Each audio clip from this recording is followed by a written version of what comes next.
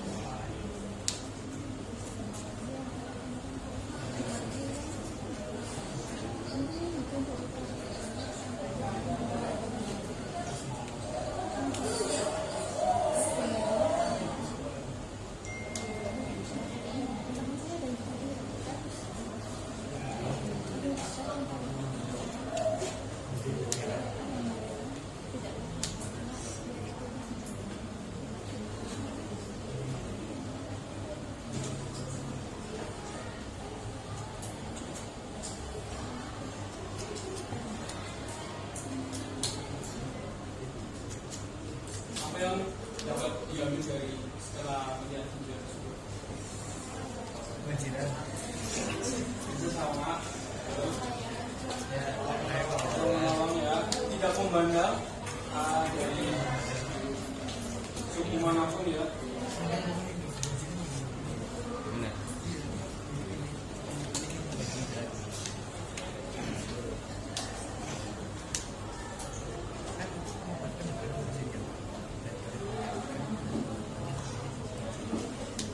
Bukan berarti itu bencana yang diharapkan kita, tetapi gotong royong adalah nilai positif yang muncul sebagai respon kita terhadap situasi sulit seperti tadi yang ada di video.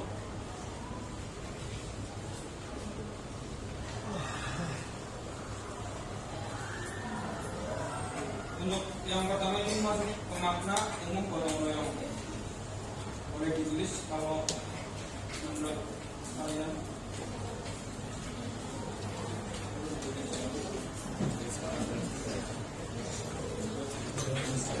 Gotong itu berasal dari bahasa Jawa namanya gotong itu artinya apa? Mengangkat. Ya, gotong itu memikul atau mengangkat ya, dan royong itu bersama-sama. Berarti itu memikul beban secara bersama-sama.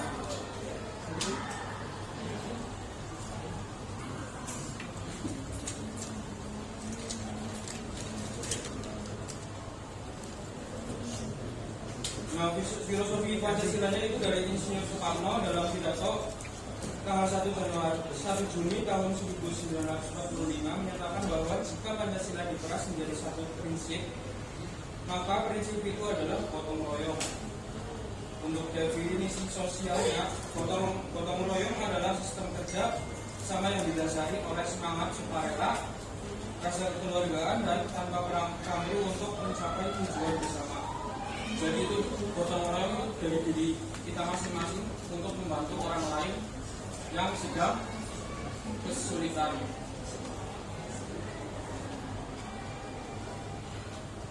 Karakteristiknya itu yang pertama adalah sukarela, yaitu dilakukan tanpa paksaan, yaitu dari hati yang ikhlas.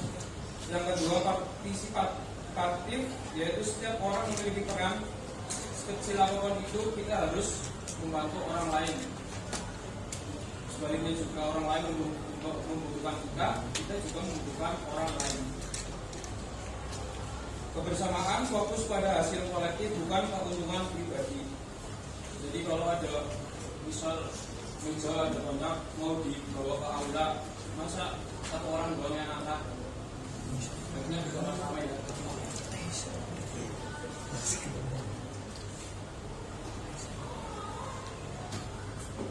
Nah, gotong royong itu ada dua menurut Kuncolong meningkat ya. Ada gotong royong tolong menolong, ada gotong royong kerja bakti.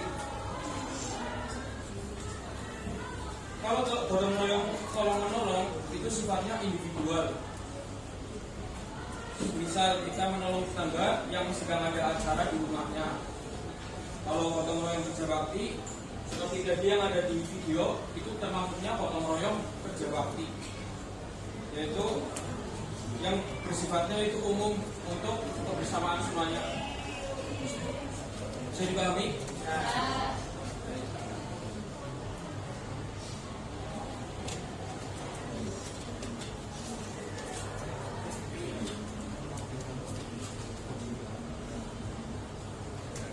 Nah, di sini itu ada asas timbal balik dalam gotong royong. Misal tadi yang sudah saya jelaskan, kalian membutuhkan orang lain juga membutuhkan kita ya. Nah itu namanya asas timbal balik dalam gotong royong.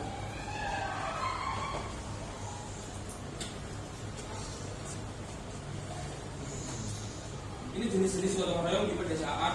Yang pertama itu tolong menolong dalam aktivitas pertanian, ada tolong menolong dalam aktivitas sekitar rumah tangga, tolong menolong dalam aktivitas persiapan pesta dan upacara. Yang keempat, tolong menolong dalam peristiwa kecelakaan, bencana, dan kematian.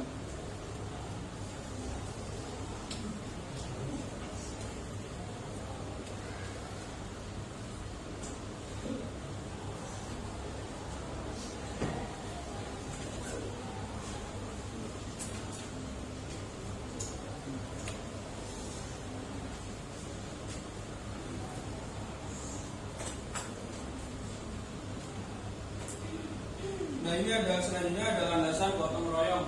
Yang pertama itu ada semangat, keikhlasan, ketaatan, kebersamaan, toleransi, kepercayaan. Untuk yang pertama itu semangat, kita harus semangat dalam bergotong royong demi mencapai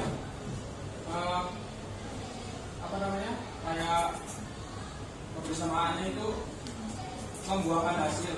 Kayak seperti tadi, kalau ada meja banyak terus mau dibawa ke aula, itu contoh kecilnya dia biar kalian paham. Kalian harus membawa satu anak biar tidak kelamaan membawa ke aula. Kalau satu orang dalam 10 meja hanya satu orang itu akan membutuhkan waktu yang sangat lama. Yang kedua adalah keikhlasan. Pada landasan keikhlasan ini kita harus bersikap ikhlas dalam bergotong royong. Melakukannya sesuatu murni karena ingin membantu. Tanpa keikhlasan seorang akan mudah mengeluh jika pekerjaannya dirasa lebih berat dari teman yang lainnya. Kita harus ikhlas, jangan mengeluh. Contohnya kayak jadi kita harus ikhlas dalam bantu jalan. Itu nanti akan keluarnya sifat mengeluh. Untuk yang ketiga adalah kerelaan atau pengorbanan. Pada poin ini kerelaan, gotong royong menuntut kita melakukan kita merelakan sesuatu, waktu istirahat, tenaga, atau mungkin biaya. Kerelaan adalah bentuk cinta kita terhadap komunitas. Nah, pada poin ini, ketika kita gotong royong, kita akan menyisihkan tenaga kita untuk membantu orang lain. Terus waktu istirahatnya berkurang karena membantu orang lain. Itu pengorbanannya kita untuk bergotong royong. Untuk poin selanjutnya adalah kebersamaan. Jadi itu gotong royong itu harus solidaritas, itu kebersamaan, solid. Rasa senasib sepenanggungan, berat sama dipikul, ringan sama dijijin. Tidak ada yang merasa paling berjasa karena semua berkontribusi sesuai porsinya. Untuk yang selanjutnya adalah toleransi. Pada poin ini, dalam bekerja sama pasti ada perbedaan cara bekerja. Toleransi memastikan bahwa perbedaan pendapat tidak menghentikan pekerjaan kita. Kita menghargai kekuatan dan memaklumi kelemahan teman. Jadi pada poin ini kita harus menghargai teman. Kalau misal teman kita badannya kecil suruh membawa mejanya besar, kita harus toleransi menghargainya, jangan diejek malah. Paham ya? Paham ya? Untuk poin selanjutnya adalah kepercayaan. Pada poin ini kita percaya bahwa teman kita akan melakukan bagiannya dengan baik dan mereka pun percaya pada kita. Tanpa kepercayaan kita akan sibuk mengawasi orang lain daripada bekerja. Misal rumah kita pindahan, terus kita dibantu orang lain dan kita sedang membawa barang itu ke rumah yang baru. Di situ muncul sifat kepercayaan. Percaya bahwa orang itu tidak mengambil barang yang ada di rumah tersebut ya. Paham nggak? Kalau kecilnya seperti itu. Nah, yang poin kedua itu ada makna penting gotong royong.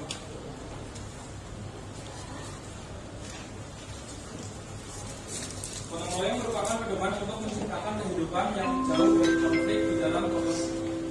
Dalam gotong royong tergantung nilai yang dapat meningkatkan rasa kerjasama dan persatuan warga, melestarikan eksistensi gotong royong di tengah masyarakat sangatlah penting, terutama pada masyarakat. Nah, pada makna ini kita akan membangun sikap harmoni. Jika gotong royong adalah cara kerja, maka harmoni adalah hasilnya. Di tengah masyarakat yang berbeda suku, agama, dan ras, gotong royong memiliki urgensi. Yang pertama itu sebagai perekat sosial dalam keberagaman. Indonesia memiliki lebih dari 1.300 suku bangsa. Tanpa adanya aktivitas bersama, perbedaan ini bisa memicu konflik.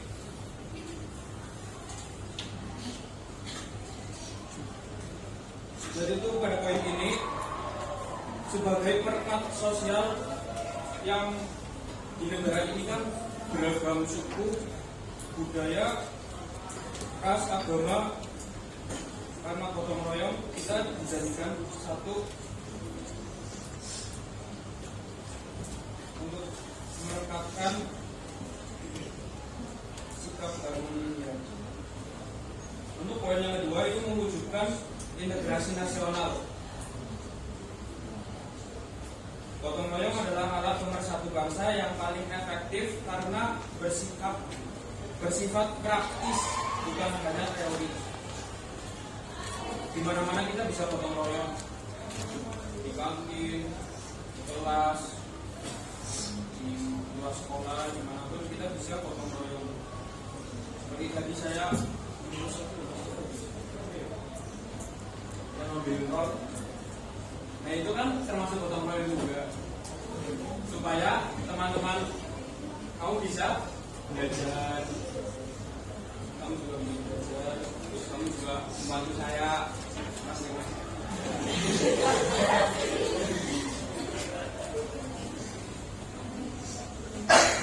Nah, yang ketiga itu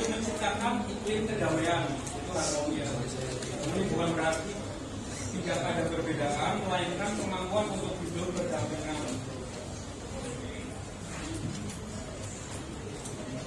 Ini ada manfaat gotong royong, yang pertama gotong royong dapat menerapkan dan menguatkan solidaritas, kedua membantu meringankan beban dan masalah orang lain, ketiga melahirkan sikap kebersamaan, saling menolong dan menghargai perbedaan.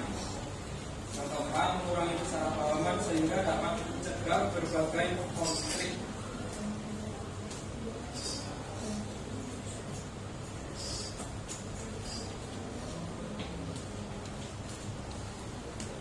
Ini contoh kegiatan gotong royong.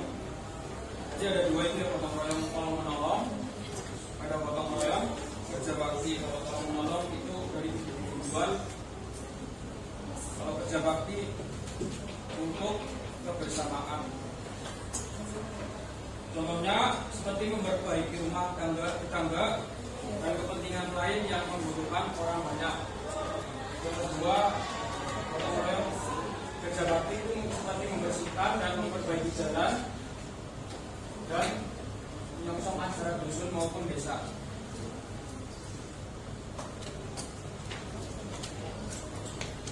Ini ada kata-kata gotong royong membuat kita sadar bahwa kita tidak hidup sendirian di dunia ini. Keberhasilan seseorang adalah hasil bantuan orang lain, dan kebahagiaan sejati adalah saat kita bisa berguna bagi orang banyak.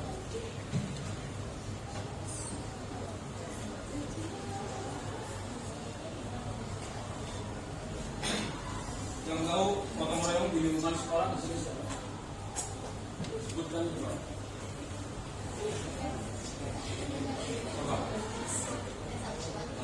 Coba bersih. Oh, itu coba bersih ya. Ini coba lagi. Piket kelas. Nah, piket kelas itu kalian itu sebagai siswa itu sistemnya. Kalau kelas kotor, maka belajarnya tidak nyaman. Jadi kalian sebagai sistem di kelas ini menjaga kebersihan kelas supaya belajar kalian itu nyaman. Selanjutnya apa sebenarnya?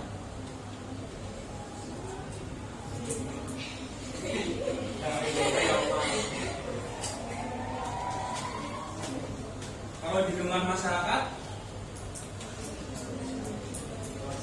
ronda, betul, sebagai keamanan lingkungan, sistem keamanan lingkungan. Kamu ronda mas? Kira itu. Lalu apa lagi? Kerja bakti setiap minggu biasanya ada kan?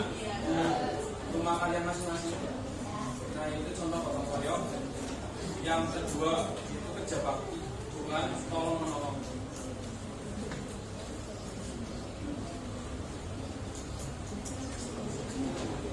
Nah untuk di lingkungan bangsa dan negara apa coba? Tadi ada contohnya ini video itu. Bukan untuk bangsa dan negara. Kayak penanganan bencana, penyelenggaraan pemilu, itu gotong royong. Yang seperti itu anggota KPPS itu termasuk gotong royong dalam lingkungan bangsa dan negara.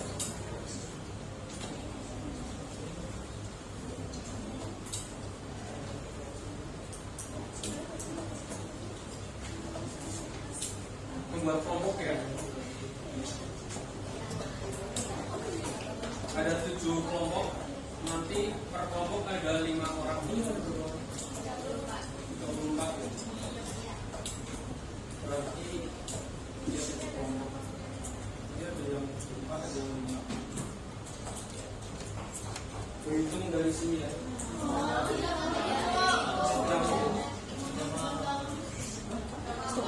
Kenapa mau berhitung? Kita berapa?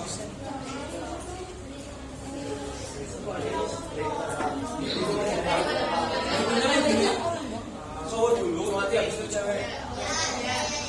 Ini kan cowok, ini cowok. Nah itu. Jadi sini dulu. 1, 3.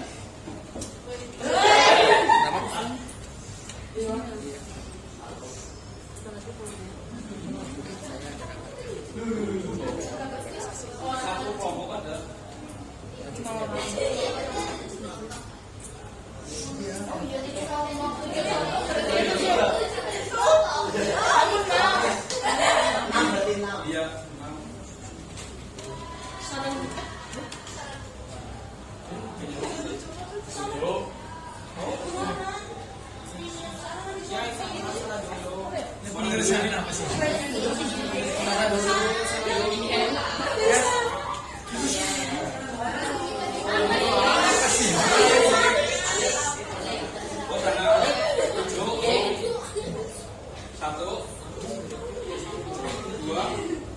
Enggak. Oh, 5. Nah, ini nanti itu ya, gitu ya. Sekarang cewek. Nah, di mana? Dari belakang. Dari ya, 5. Ya.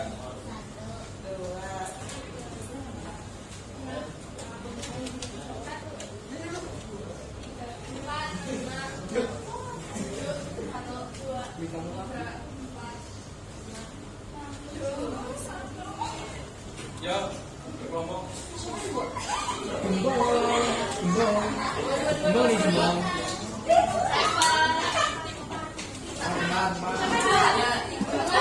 Membuat iya tidak sih?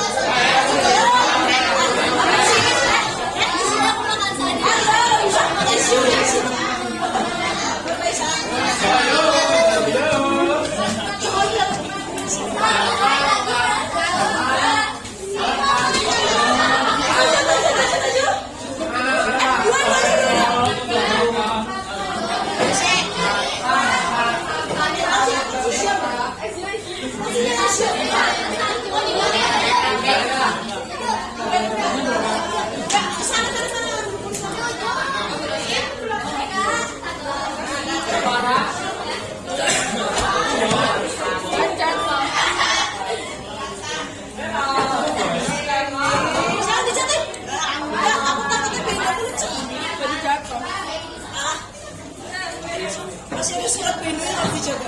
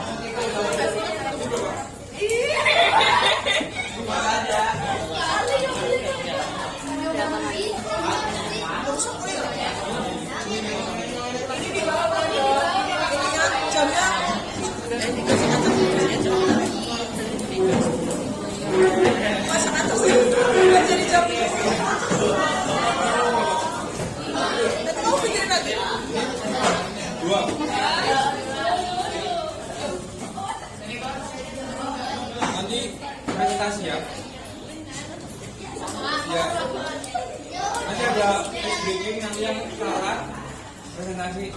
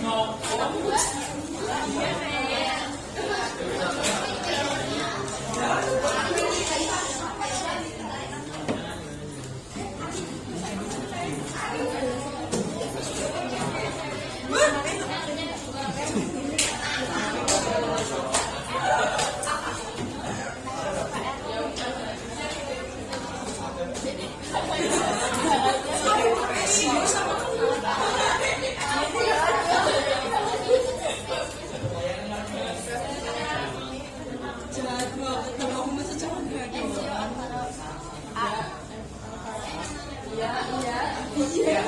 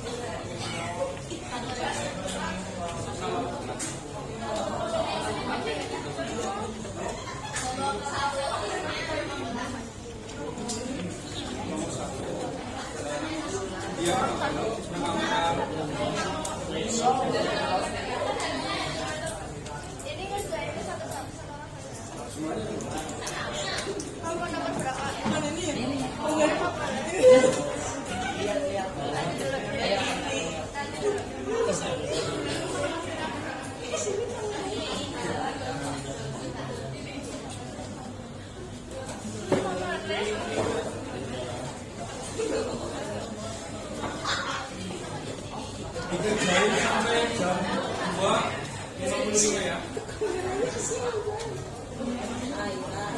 Bisa? Bisa.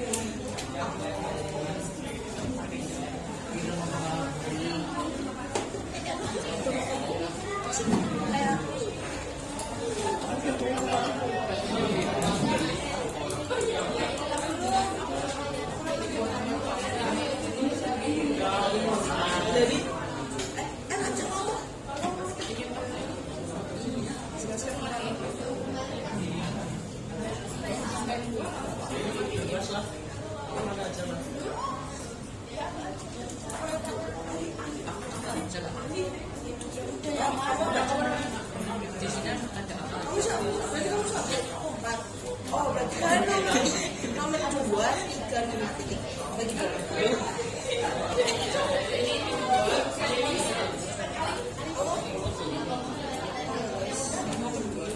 Itu kan ada 5 soal.